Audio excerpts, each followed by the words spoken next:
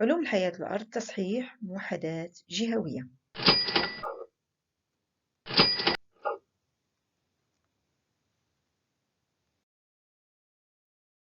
On va entamer la correction d'examen régional 3e AS SVT.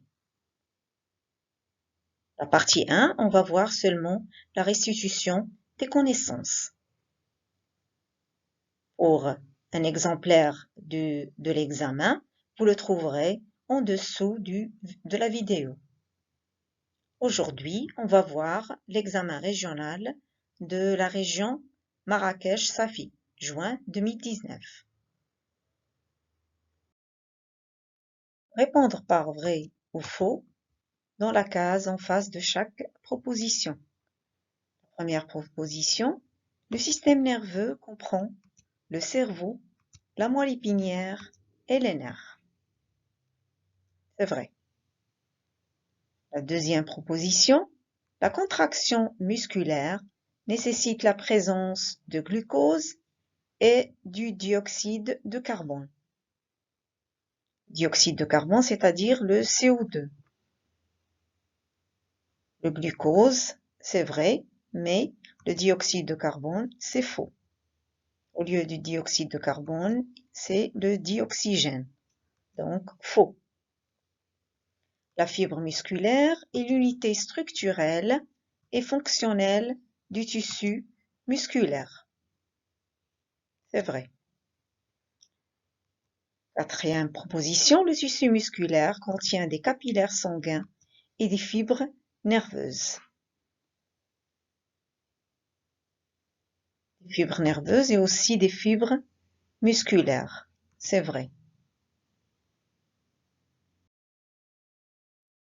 Le document 1 représente les éléments qui interviennent dans un réflexe médulaire. Réflexe médulaire, c'est-à-dire un mouvement involontaire. La question, c'est déterminer le rôle de chacun des éléments référencés par une flèche sur le document 1.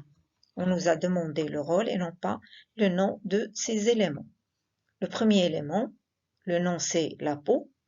On sait que la peau contient des récepteurs sensoriels au niveau desquels il y a un déclenchement d'un influx nerveux sensitif. On peut dire comme rôle, la peau joue le rôle de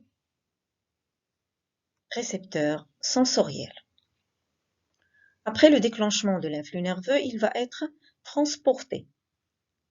On sait que le transport se fait par les fibres. Il y a deux types de fibres, les fibres nerveuses sensitives et les fibres nerveuses motrices.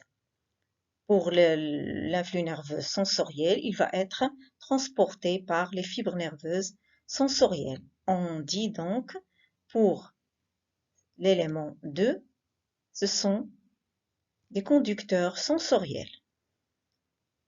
Une fois arrivé au niveau de la moelle épinière, et plus précisément au niveau de la matière grise, l'influx nerveux sensitif va être transformé en influx nerveux moteur. Donc la moelle épinière joue le rôle de centre du réflexe médulaire. C'est-à-dire, elle traduit l'influx nerveux sensitif en un influx nerveux moteur. Par la suite, il y a des fibres nerveuses motrices qui vont conduire l'influx nerveux moteur. Donc, le quatrième élément, il joue le rôle de conducteur moteur. Vers la fin, le muscle va recevoir l'influx nerveux moteur. Il joue le rôle d'organe effecteur, c'est-à-dire il va répondre à la stimulation et donc il va se contracter ou se relâcher. Remplir les espaces vides dans le texte ci-dessous en utilisant les termes suivants: les anticorps, les phagocytes immédiates, les corps étrangers, la phagocytose. Donc, quel est l'élément qui est considéré comme un mécanisme de défense non spécifique? C'est la phagocytose. Elle est non spécifique et donc immédiate. Ce sont les caractéristiques de la phagocytose. On dit elle est spécifique, c'est-à-dire non spécifique, pardon, c'est-à-dire elle est dirigée contre tous les micro-organismes. Immédiate, elle se fait immédiatement lors de la présence d'un corps étranger, ou elle est aussi naturelle parce qu'on l'a depuis la naissance. On peut dire aussi elle est innée. Ce sont les caractéristiques de la phagocytose. Elle se réalise par les phagocytes, c'est-à-dire des globules blancs spécifiques comme les leucocytes, qui internalisent, c'est-à-dire qui introduisent l'antigène ou le corps étranger et le détruisent. Donc, les corps étrangers. C'est une réponse immunitaire naturelle. Pour les anticorps, ils n'interviennent pas ici dans la phagocytose.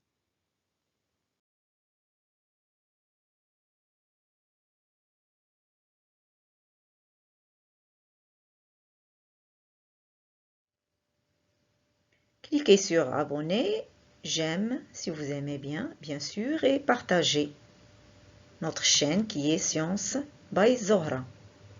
Merci.